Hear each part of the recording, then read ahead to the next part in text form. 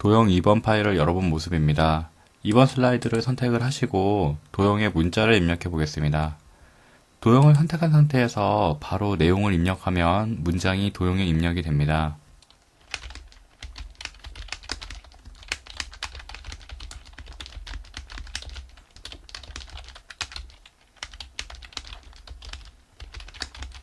옆에 있는 도형도 선택하고 내용을 입력해 보겠습니다.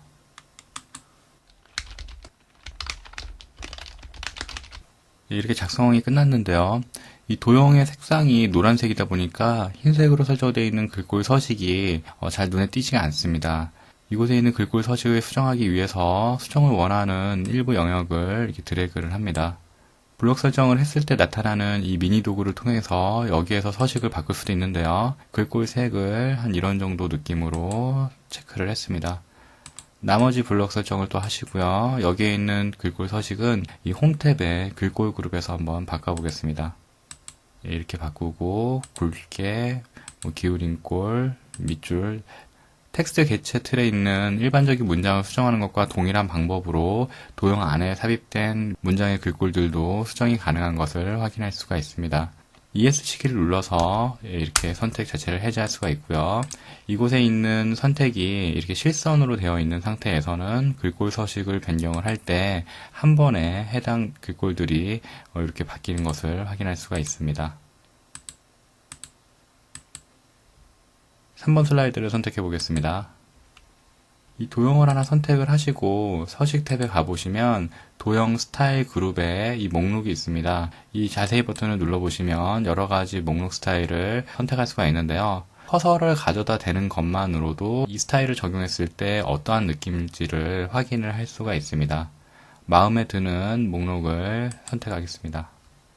이런 식으로 다른 도형들에도 여러분이 원하는 스타일을 선택해서 적용할 수가 있는데요.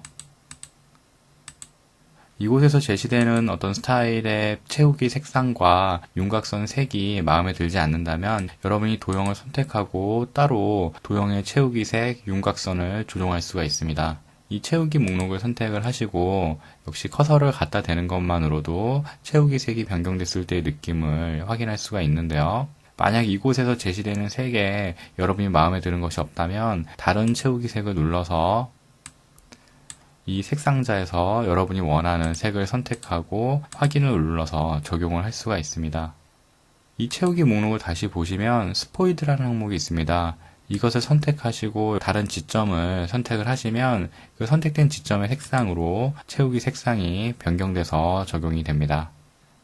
이 도형 윤곽선도 마찬가지 방식으로 윤곽선의 색을 다른 것으로 교체할 수가 있는데요. 여기서는 이 하늘색으로 선택을 해보겠습니다. 이곳을 보시면 윤곽선의 두께와 이 대시 스타일도 바꿀 수가 있는데요. 이 두께 부분을 현재 얇은 상태에서 조금 더 두꺼운 상태로 바꿔보겠습니다. 다시 목록을 펼치시고 대시 부분을 여러분의 마음에 드는 다른 형태로 또 선택해서 적용해 보겠습니다. 이런 식으로 다른 도형에도 윤곽선과 채우기를 조정할 수가 있는데요. 가운데 있는 윤곽선의 두께를 좀 더 두껍게, 그 다음에 색상을 노란색으로 체크를 했습니다. 만약에 윤곽선을 지우고 싶다면 그 선택된 도형의 이 윤곽선 목록에서 윤곽선 없음을 체크하시면 되고요. 만약에 안에 있는 채우기를 지우고 싶다면 여기에서 채우기 없음을 체크를 하시면 되겠습니다. 4번 슬라이드를 선택하고 첫 번째 도형을 선택해 보겠습니다. 서식 탭에 도형 채우기를 보시면 기본적인 단색들 이외에 이 그라데이션이라는 부분이 있습니다. 그라데이션은 2개 이상의 색상이 섞여서 은은하게 변해가는 과정을 채우기 색으로서 적용하는 것인데요. 이 기본적인 목록에서 여러분이 선택해서 적용을 하셔도 되지만 이 기타 그라데이션을 눌러서 여러분이 직접 색을 설정하고 그라데이션을 적용할 수가 있습니다. 여기서 그라데이션 채우기를 선택해 보겠습니다. 이곳에 있는 그라데이션 미리 설정을 통해서 여러분이 제시되고 있는 기본 색상으로 설정을 하셔도 되고요. 아니면 여기에 있는 중지점 부분을 선택한 상태에서 그 색을 여러분이 원하는 색으로 바꿔나갈 수가 있습니다. 가운데 있는 색은 제가 빨간색으로 설정을 하고요. 마지막에 있는 색은 파란색으로 설정하겠습니다. 여기에 있는 슬라이드 바를 이렇게 움직여서 여러분이 색이 표현되는 범위를 여러분 임의로 조정을 할 수가 있습니다. 그라데이션 자체의 종류를 이 목록을 펼쳐서 다른 형태로 바꿀 수도 있고요. 방향을 이것을 통해서 여러분이 선택해서 적용할 수도 있고, 아니면 여기에서 임의로 각도를 설정해서 이렇게 정할 수도 있습니다. 다시 여기에 어울리는 색 범위를 정하시고요. 이 붉은색 중지점을 선택을 하시고 이곳에 투명도를 여러분이 또 임의로 설정을 할 수도 있습니다. 밝기 역시 설정이 가능하고요. 오른쪽에 있는 도형을 선택하고 패턴 채우기를 한번 해보겠습니다. 우측에 도형 서식창이 열린 상태이기 때문에 이 채우기 항목에서 여러분이 패턴 채우기를 선택하셔도 되고요. 좀 아래쪽으로 내려서 이 전격색과 배경색을 다르게 해서 여기 선택된 무늬들이 패턴으로 채워지게 됩니다. 전경색을 이렇게 연녹색으로 선택을 해서 연녹색의 패턴이 채워지는 것을 확인할 수가 있죠. 배경을 노란색으로 적용해서 이런 느낌으로 패턴을 채워 나갈 수가 있습니다. 이번에는 도형을 선택하시고 그림 또는 질감 채우기를 선택해 보겠습니다. 질감으로 사용되는 이미지는 이 질감 항목에서 여러분이 목록에서 선택해서 적용을 하시면 되겠고요.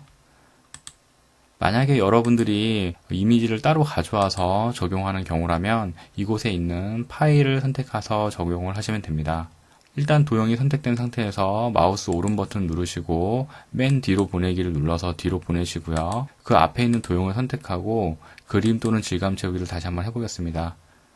여기에 있는 파일을 눌러서 이 예제 폴더에 보시면 정리 3번 이미지가 있습니다. 이것을 삽입해 보겠습니다. 이렇게 이미지로서 이 도형에 딱 맞게 삽입된 것을 볼 수 있고요. 이런 식으로 이미지를 가져오는 방식으로 일반적인 사진 이외에 다양한 느낌의 텍스처 이미지나 독특한 형상의 패턴 무늬들을 가져와서 활용할 수가 있습니다. 이렇게 도형 안에 입력된 문장과 그 도형 자체의 서식을 조정하는 방법에 대해서 알아봤습니다.